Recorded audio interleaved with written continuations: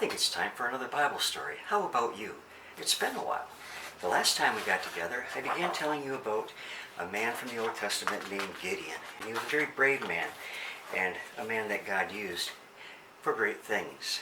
Now, the story I told you last was called The Dew on the Fleece. But this story is called How Gideon Chose.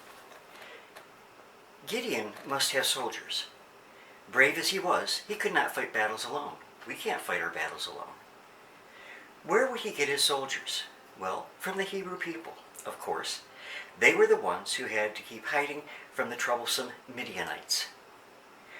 When Gideon called for soldiers, out the men marched to meet him, over the plains along the riverside and clambering down the steep mountainsides as they came. And each man must have shouted as he ran. In those long ago days, every army had a war cry. And when the soldiers all shouted together, it made such a noise among the hills that sometimes the enemy army was much frightened and they ran away from the noise alone. That saved a great deal of fighting. Now Gideon was both wise and he was brave. He knew that these big, strong soldiers needed something more than just powerful muscles. Suppose the great army of the Midianites should frighten them. How much fighting would they have to do then?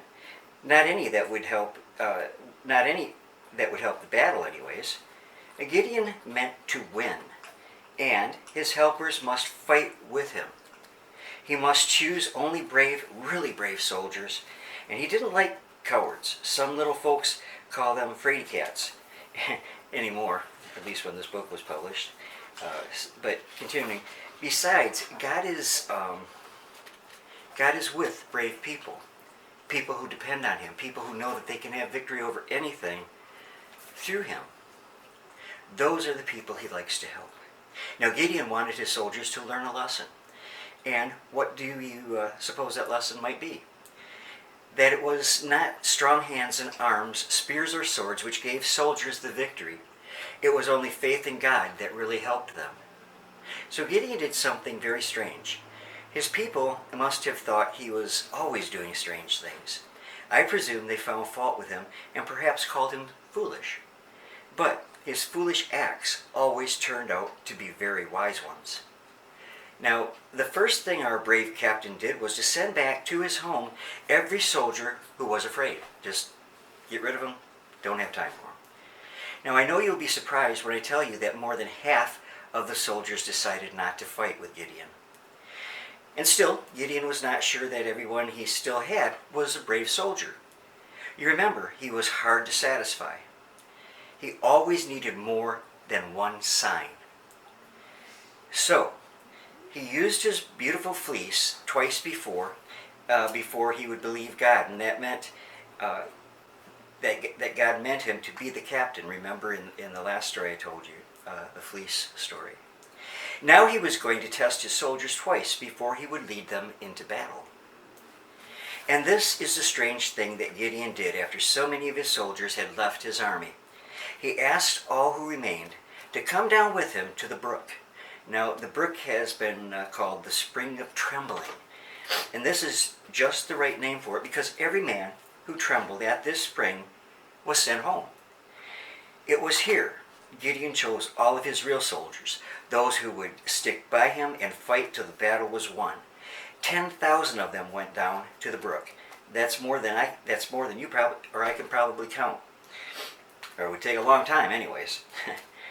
The next time you go outdoors at night, look up at the sky, and you'll see it filled with so many beautiful twinkling stars. And the men who went with Gideon to the brook were twice as many as the stars that we can see. "Drink," said Gideon to the men, and they did. Some dropped down on their knees, and they must have put their faces in the brook and sucked up the water with their lips. Others dipped up the water with their hands and lapped the water from them such as a dog or cat would lap their water. Only 300 of these men drank this way, and these were the 300 that Gideon chose for his soldiers. Do you know why? I suspect Gideon thought that those who lapped from their hands had good steady arms which did not tremble from fright. And that is the kind of soldier for me, Gideon must have thought to himself. A very, very strange way to choose a soldier, don't you think? But not so strange does it seem when you stop to think about it, really. Are all the chubby little girls and boys with strong arms and sturdy legs the brave ones? Not a bit of it. Some very frail little people perform wonderfully brave acts, while some stout-looking children tremble all over if a small friendly dog sniffs at their feet.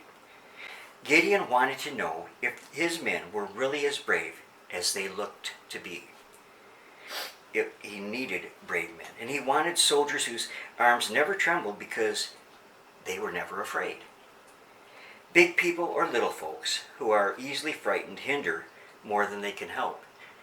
And I can't be hindered, Gideon must have thought, so the tremblers were sent home. You know, the Bible teaches us that fear is not of God.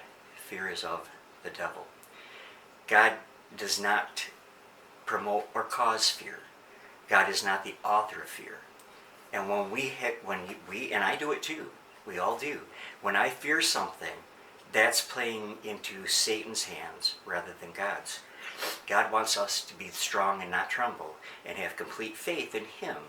And He will be there with us. He is here with us all the time. All the time. I just had my little buddy join me.